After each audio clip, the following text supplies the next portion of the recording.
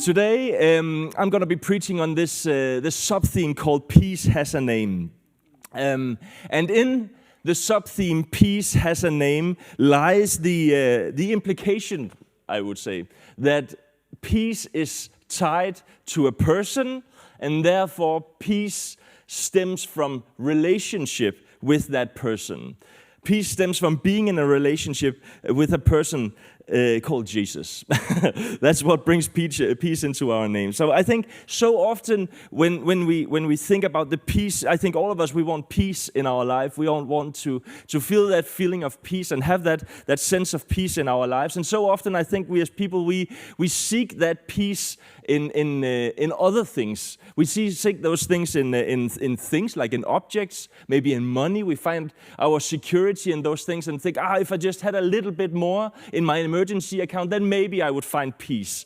Or if I just had that one thing, that would completely complete my life, and then I wouldn't need another iPhone ever again if I just get the 17. And then we seek peace in these external things. Or maybe we think that if I am to experience true peace within my life, then I need to look inwards. I need to do a bit more mindfulness, or I need to ground myself somehow. Like if I could just relieve myself of the internal stress thing I'm feeling and just find some way of relieving that, then I would certainly feel peace.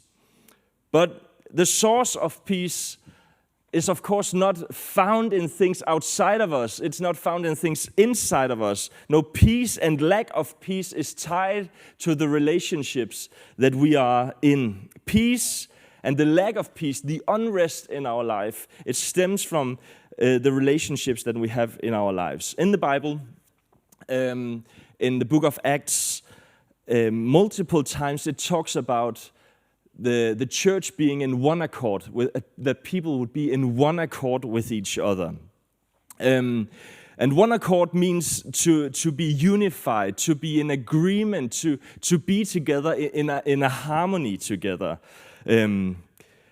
I've asked Matthew to stay up here. Hi, Matthew. And I've asked Matthew to play a chord, because this word, one accord, in Greek, is actually the same root as the word chord, as in a chord you can take on a piano. Isn't that interesting? So Matthew, could you take a really big chord for us?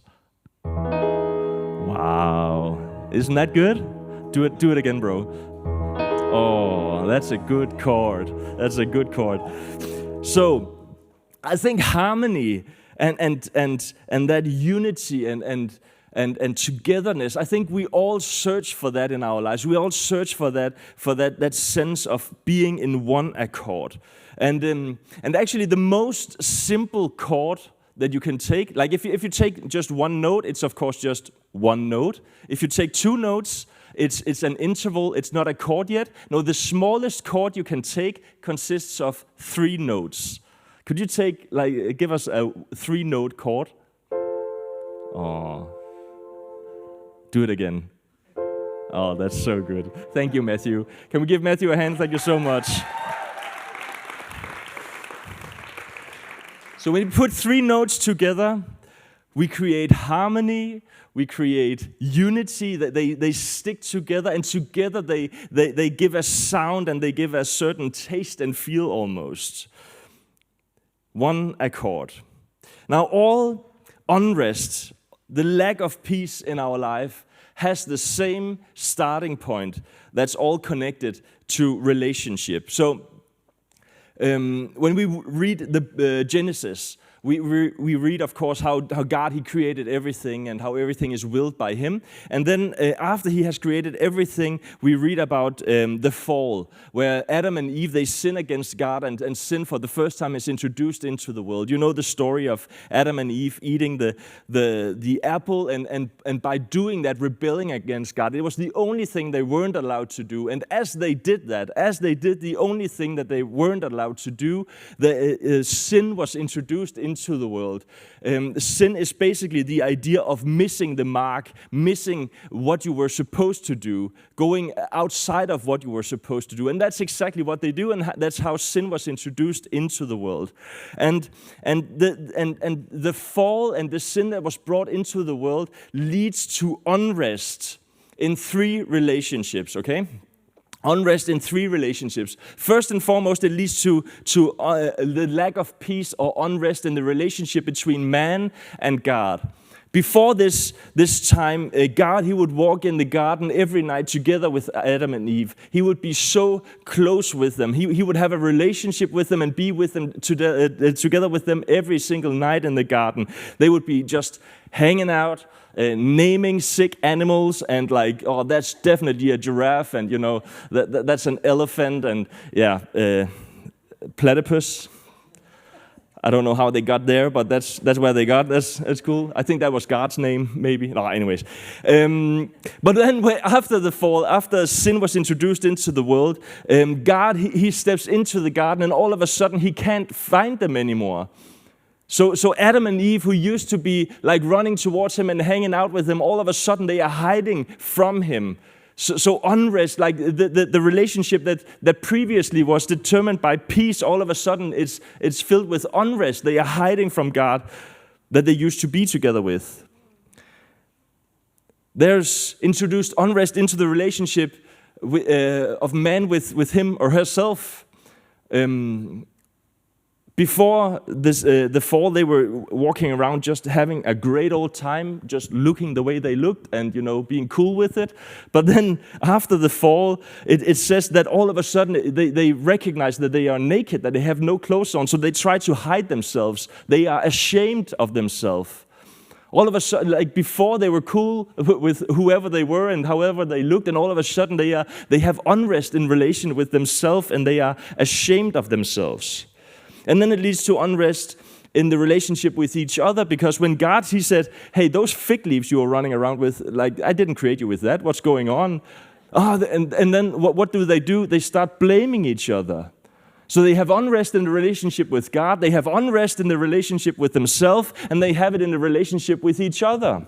And from those 3 relationships, all the lack of peace we see in the world, in our own lives, in society, and in the lives between us, that's where all of it stems from, that single instance, from that place. Peace is conditioned by the relationships where we have. When we have peace in our relationships, we have peace in our lives. If we have unrest, if we have the lack of peace in our relationships, we have lack of peace in our lives as well. So the question for today is, how do I find peace in relationships marked by unrest? Peace has a name, and that name is Jesus. Can I get an amen? Oh, that's good. All right, so I'm going to talk about these 3 relationships. The first of them is talking about peace with God. In our home, we have a rule. We don't play Christmas music before the last Saturday of November. We don't play Christmas music before that, at least not when I'm in the house. Like, they can do whatever when I'm not there, but when I'm there, we don't play Christmas music before the last weekend of November. It can go crazy, guys, especially when you have kids. My son, he was out getting candy for Halloween. He came home on the 31st of October. He went in and got his costume off. He put on an elf hat, and then he came out into the living room and said, now it's Christmas.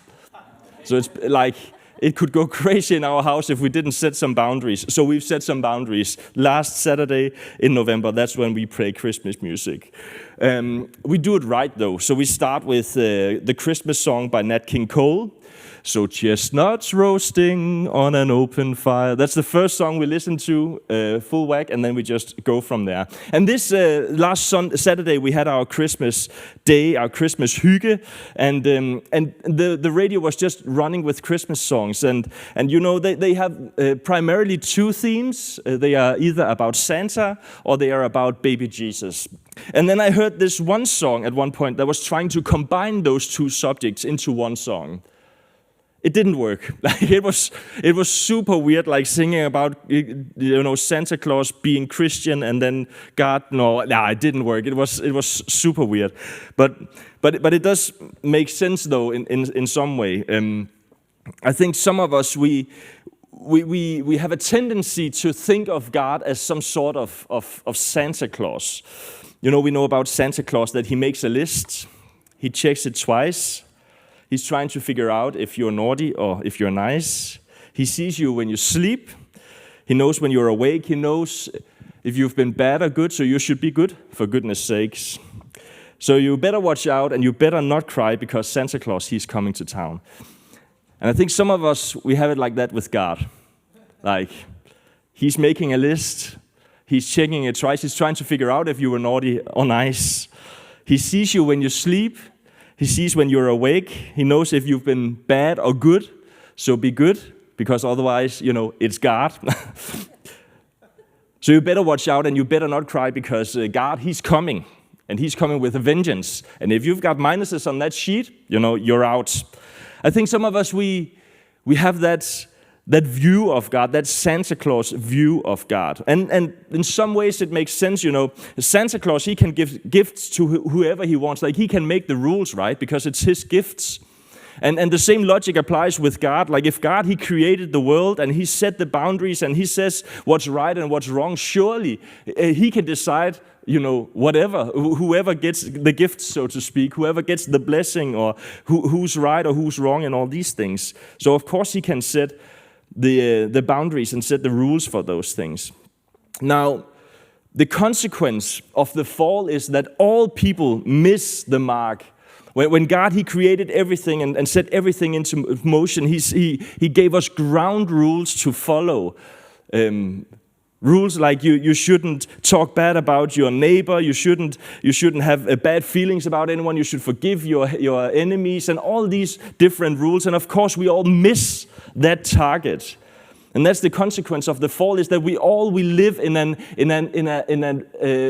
relationship marked by lack of peace when it comes to God, because we're not hitting the mark. We are living in sin like that.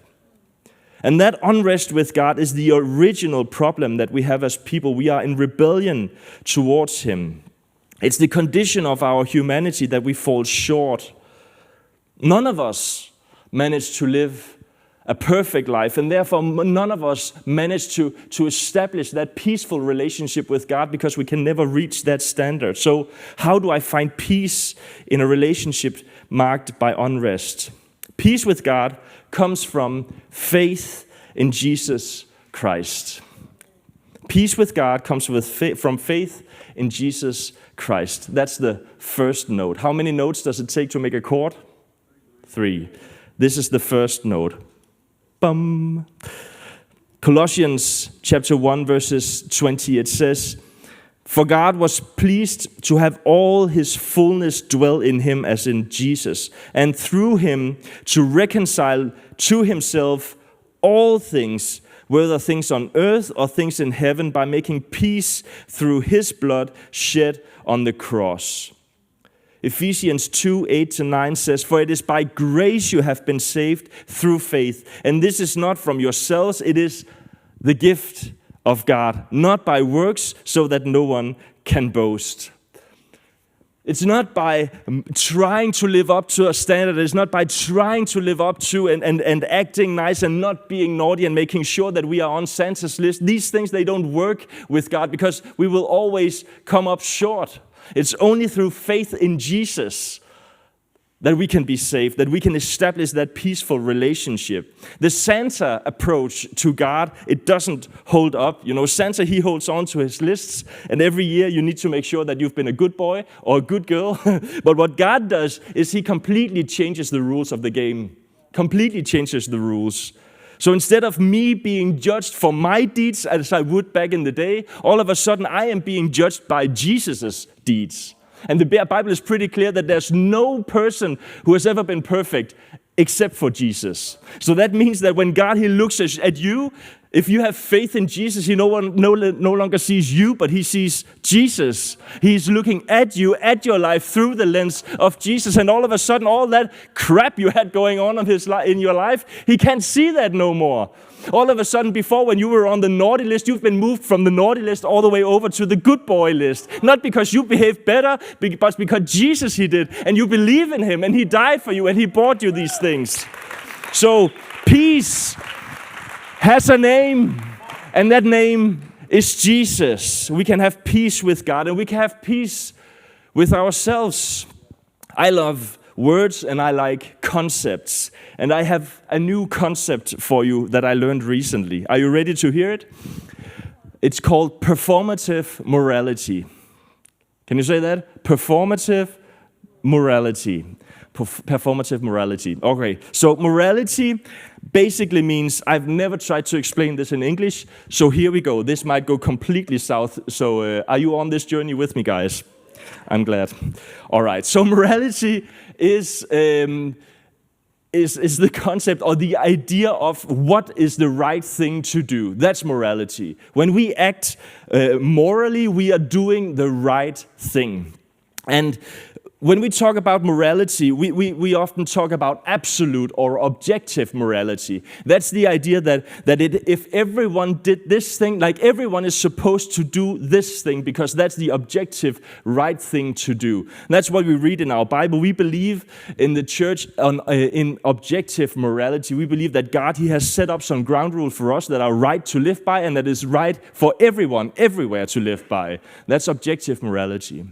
Opposite of that, because that can be pretty hard to live up to those standards. So opposite of that, we have subjective morality. Maybe you've heard this sentence, it might not be right for you, but it's right for me. Yeah. Have you heard that? Yeah. That's subjective morality. It doesn't matter what you think is right to do for me. I don't care about that. I only care about what I think is right for me. So you might think, it's right to do all those things, that you shouldn't steal or whatever, but I say it's okay to steal a little bit. Or you say, you should forgive your enemies, but I say, no, you should hate your enemies. It's much easier. So you have your morality, and I have my morality. That's subjective morality. Now, performative morality is this idea that I'm not focused on what rules apply for everyone and what everyone should do. I'm not even focused on what I think is the right thing to do. No, what I'm trying to do is with my actions to gauge what you might think is the right thing to do for me. All right? Let me give you an example. Some years ago, we talked a lot about Black Lives Matter. And I'm not saying whether I like or dislike Black Lives Matter. That's not the point. But during Black Lives Matter, it became popular to have a black profile picture in your account. Do you remember that? Some people remember that. Okay, that was the thing people did. They had a black profile picture in their Instagram or their Facebook profiles. And some of these people putting up a black picture in their profile picture, they did it not because that they were deeply offended about like what happened to black people. But they did it because they knew that was the right thing to do. Like if I didn't have a black profile picture, people would look weird at me. So I knew that they were expecting me to do that, or they thought that was the right thing for me to do. Another example is sometimes people can get really offended about society and poor people like living in our communities, and they can write things on Facebook and really be angry about it. But then when it comes to giving for julehjælp, all of a sudden, I'm not going to do that. So that's where you perform in a certain way, where you look like you really care about poor people, but when it comes to snuff, is that what it's called? You don't do anything about it. You don't actually, you don't have the values that carry through into concrete action.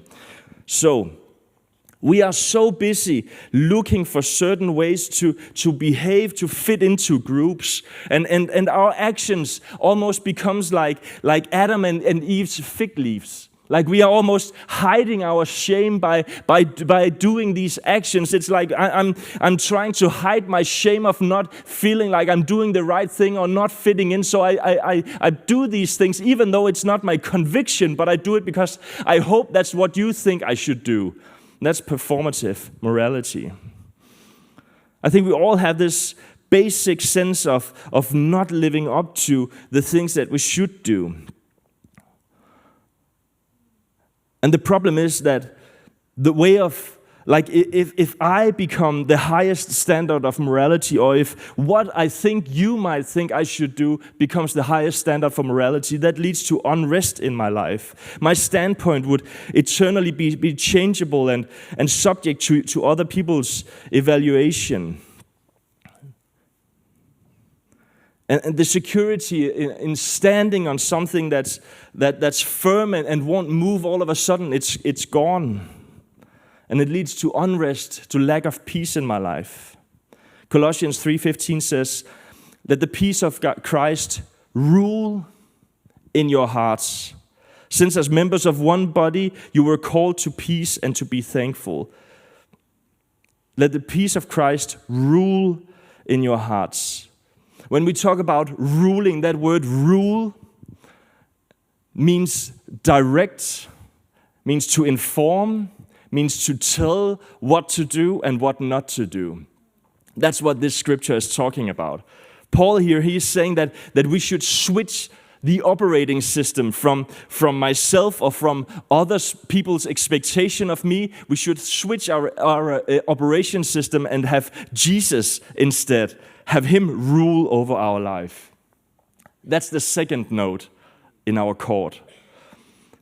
The church and I can't say this in English, Colossae, that Paul he writes to here, that was a church that was exposed to a lot of false teaching. It was a young church, and in its young life, it had been exposed to false teaching. Among many things, two of the things that they were exposed to was a devaluation of Jesus and his teachings, and an elevating of people. So people would be honored more than Jesus. They would listen more to what people thought than what Jesus taught. And that's a problem. That leads to unrest. Paul, he says here, do not let yourself be ruled by human wisdom. Do not let yourself be ruled by anything else than what Jesus, he taught you. Earlier in the chapter, in verses 1 and 2, he says, "Since then you have been raised with Christ, set your hearts on things above, where Christ is seated at the right hand of God. Set your minds on things above, not on earthly things." He is imploring them, please don't focus on what other people say. Don't try to find the gauge of morality within yourself. No, look to Jesus when it comes to how you should lead your life. Let him rule your heart. Don't try to be the master of your own life. It will only lead to crap. You should have Jesus as your master. He should rule your heart and guide you in your ways. If morality is my own, it stands and it falls with me, and that leads to unrest. If the right thing to do is the thing that you think I should do, that leads to unrest. But if I live with Jesus as my only audience, that leads to peace. Because Jesus, he went all the way to save me. Like, he knows all the things that goes on in my life, and he's not judging me. No, he's forgiving me. So the only place to get that peace with myself is with Jesus. Peace has a name, and that name is Jesus. So we can have peace with God because of Jesus. We can have peace with ourselves because of Jesus. And we can have peace with others. As humans, we are created for relationships. The first time God says something isn't good is when he found out that man was alone. That's the first time he said something wasn't good. All the things he created were good, but when he saw man was alone, he said, it's not good for man to be alone, so he created another human being. In Denmark and other countries, we have this program called Alone in the Wilderness. Has anyone seen that? Alone in the Wild, I think it's called also. It's a cool show. There are 3 types of people typically in Alone in the Wilderness. There are these tree hugger types that just want to sit barefooted on a molehill and, be one with the world and all these things. Then you have these people that are, they like to go out and harvest mushrooms and stuff. And so they try to survive. And look, there's an ant, and then they go really psyched about that. And then you have these Gore-Tex ex-military type guys. Those are typically the 3 types you have in Into the Wild, or whatever it's called, Alone in the Wild. And And the concept is they send these people out into the wilderness, and then they have to survive for as long as they can. And then last man standing wins a great prize.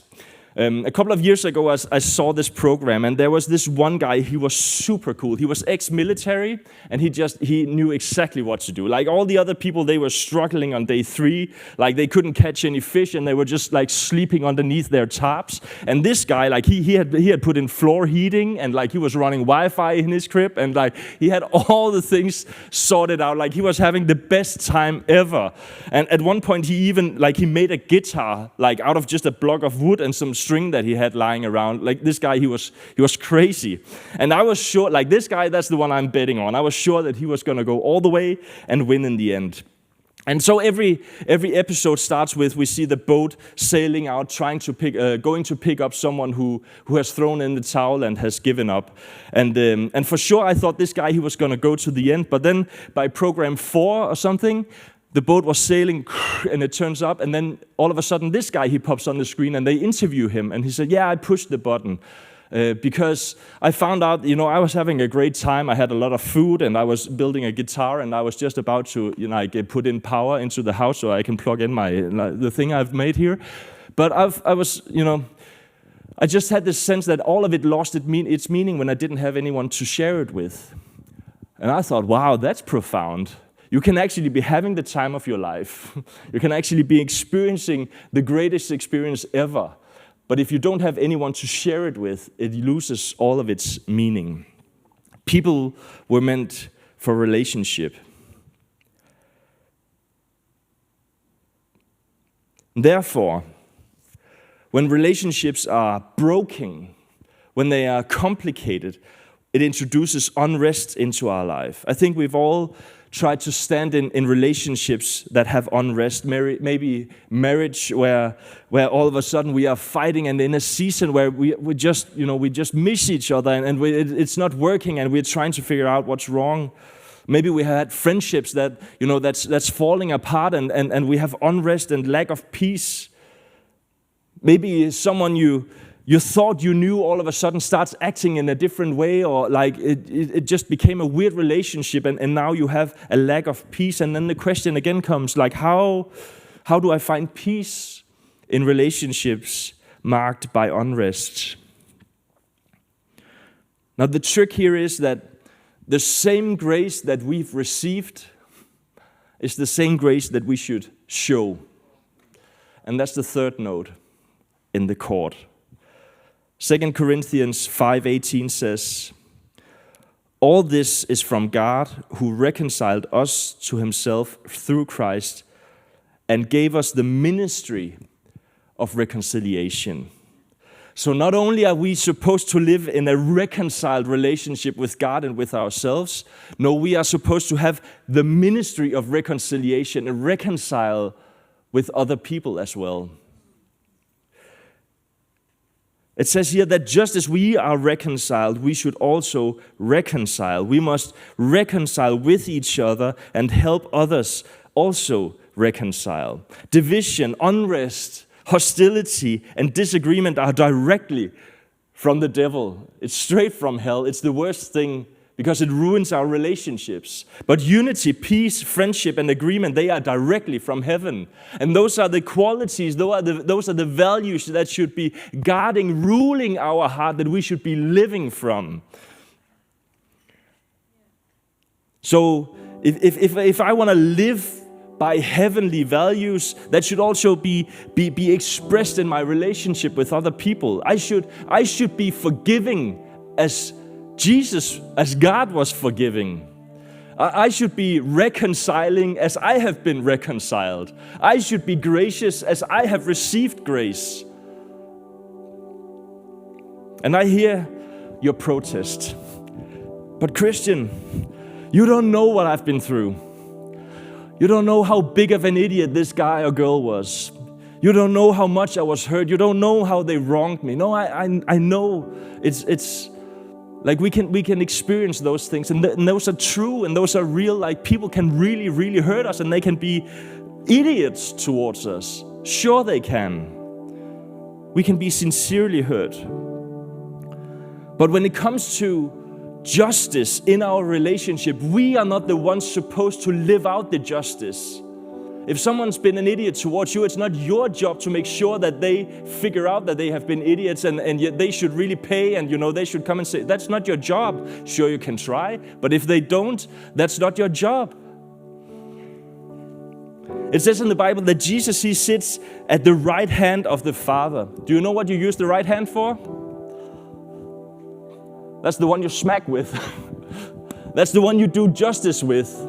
That's the one you point with and determine what's right and what's wrong. Jesus is sitting there. And the point is that from that position of God's right hand, Jesus is coming to judge both the living and the dead. That's the position he's in. So the justice that you are seeking in the relationship to people who have wronged you, it's not your job to do that justice. No, it's Jesus' job to do that justice. And that frees you, because then no longer do you have to hold that position on them. You can actually forgive them freely, because it's not up to you to deliver justice. That's Jesus' job. You can just forgive as you've been forgiven.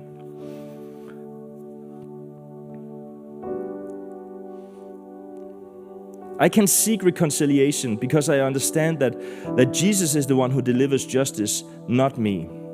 But what if the other ones, they don't want to reconcile?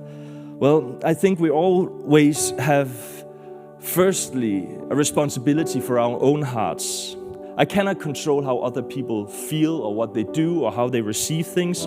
But if you come in the spirit of reconciliation with forgiveness in your hand, your task has been finished. Now, if the other one then receives that forgiveness and asks for forgiveness back, that's great. The relationship has been restored. All is well. But if not, at least you have peace on your side, because you have forgiven. You have let go of the things that you were hurt by. So you have peace. You don't take responsibility for the other person. That's their heart. That's their responsibility. All right? Peace has a name, and that name is Jesus. As you have been reconciled with him, you should reconcile with others. We have found peace in our relationship with God. We find peace in our relationship with ourselves. And through Jesus, we find peace in our relationship with other people. Those are the 3 notes in the symbol chord that brings harmony into our lives, that brings us into one accord, that makes sure that we can live in peace. Can we stand to our feet? I am 20 seconds from being done. That's an overstatement. Less than 5 minutes. Okay, between 5 and 10 minutes. No, I'm just kidding. In Isaiah chapter 9, verses 6, it says, For to us a child is born, to us a son is given, and the government will be on his shoulders, and he will be called Wonderful Counselor. He will be called Mighty God. He will be called Everlasting Father, and then he will be called the Prince of Peace. That's the title Jesus has into our lives, that he is the Prince of Peace. Peace in our lives has a name, and his name is Jesus. So I don't know what your relationship looks like. I don't know how you feel in your relationship with God. I don't know how you're feeling when you look at your relationship to yourself or to other people. But I know that no matter how they are, if you have unrest, if you have a lack of peace, today peace has a name, and that's Jesus, and you can receive that peace from Jesus into your life today.